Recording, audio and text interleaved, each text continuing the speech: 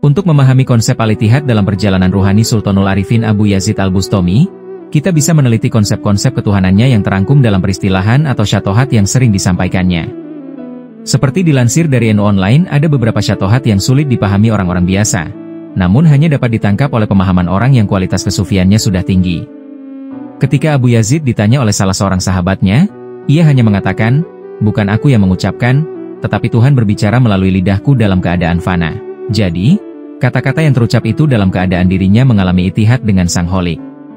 Tetapi, sebagian ahli fikih tak bisa menerima pernyataan itu secara hukum syariat, karena diibaratkan orang yang sedang menghayal, mengigau atau mabuk.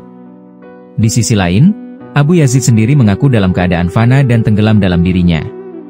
Dalam hubungannya dengan Sang Kholik, Abu Yazid juga memakai istilah rindu berat, bahkan juga asakor di mabuk cinta. Menurut Abu Yazid, karena Tuhan itu maha suci, maka unsur dari manusia yang dapat dekat dengannya haruslah disucikan terlebih dahulu. Untuk itu, ia akan dapat menemuinya hanya dalam keadaan suci, setelah menyucikan dirinya. Ruh manusia harus suci. Karena yang dapat mendekati yang maha suci adalah yang suci pula. Ruh yang memasuki tubuh yang bernafsu, bisa dibuat kotor oleh hawa nafsu. Karenanya, ruh harus disucikan dahulu dari kotoran-kotoran yang melekat pada dirinya.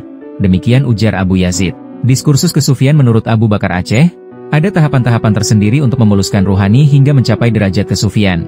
Di antaranya mempelajari pengetahuan dan pendalaman akan ilmu tasawuf, mencari mursyid atau bersahabat dengan teman-teman sependirian, rajin melakukan zikir dan wirid untuk mewujudkan kehadiran, mengekang diri dari kecenderungan nafsu duniawi, serta konsisten untuk menjaga diri dari ketersesatan. Adapun jalan yang ditempuh Abu Yazid adalah pelatihan dan riyadhah selama puluhan tahun hingga mencapai kefanaan dan pendekatan diri dengan Sang Kholik. Dalam konteks kehilangan akan kesadaran diri, seorang analis sufi William James pernah menulis dalam bukunya The Varieties of Religion Experience sebagai berikut. Pengalaman mistis Abu Yazid Al-Bustami sulit diuraikan dengan kata-kata yang memadai untuk bisa mengisahkannya. Kualitas kesufian semacam itu harus dialami secara langsung, karena pengertian cinta dan rindu yang dialaminya sulit terjamah oleh cinta manusia biasa.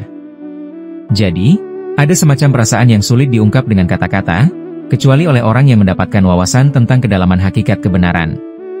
Hal tersebut sulit termaknai oleh kemampuan intelektual yang bersifat diskursus. William James memaknai proses kefanaan Abu Yazid, dikondisikan oleh faktor kesengajaan dan penuh kesadaran. Datangnya situasi mistik bisa dikondisikan dengan pemusatan pikiran yang fokus dalam konsentrasi tinggi. Ia memerlukan gerakan tubuh atau bacaan-bacaan tertentu. Kemudian, saat kesadaran akan kedekatan dirinya muncul, sang mistikus merasa bahwa untuk sementara hasratnya menghilang, dan ia merasa dikuasai oleh kekuatan yang maha tinggi. Secara teoritis, sebenarnya Abu Yazid sendiri tak pernah menggunakan istilah al-ittihad melalui konsep sufistik yang dipraktikannya. Ia hanya menjalani amalan yang disukainya dalam praktek kesufian, hingga kemudian membentuk ajaran yang dinamakan al-ittihad.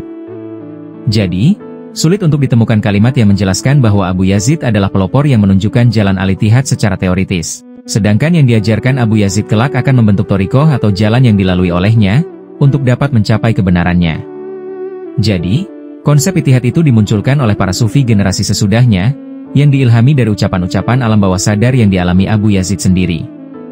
Rasa bertasawuf siapa yang tidak mengalaminya secara langsung, maka sulit baginya untuk mengerti. Demikian ungkapan sebagian ahli tasawuf mengenai teori dan praktek mistisisme dalam dunia tasawuf. Karena biasanya sang guru hanya akan menunjukkan jalan dan tempatnya, adapun perkara pengalaman yang dirasakannya sulit terbahasakan, kecuali jika dijalani dan dirasakan langsung oleh para muridnya. Abdurrahman Siddiq Safat mengungkap jalan yang ditempuh Abu Yazid, konon ia sering merasakan adanya ikat pinggang yang melilit di tubuhnya, hingga ketika tiba saatnya dekat dengan Allah, maka ikat pinggang itu terputus dari lilitan tubuhnya. Oleh karena itu, menjelang akhir hayatnya Abu Yazid melaksanakan sholat dengan ikat pinggang dan baju wol yang terbalik dikenakan dalam tubuhnya. Kemudian, ia bermunajat dan menyampaikan kata-kata terakhirnya. Di akhir hayatnya, Abu Yazid Al-Bustami mulai menyadari bahwa Allah dapat melakukan dan memutuskan segala perkara tanpa memerlukan sebab apapun.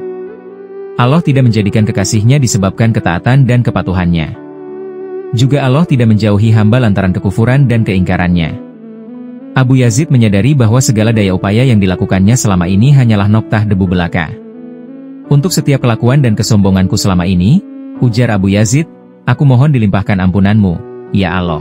Basuhlah debu keingkaran di dalam diriku, karena aku pun telah membasuh debu keangkuhan dan kesombongan, lantaran mengaku telah mematuhi segala perintahmu. Setelah mengucap lafaz Allah 3 kali, Abu Yazid menghembuskan nafas terakhirnya di tahun 261 Hijriah.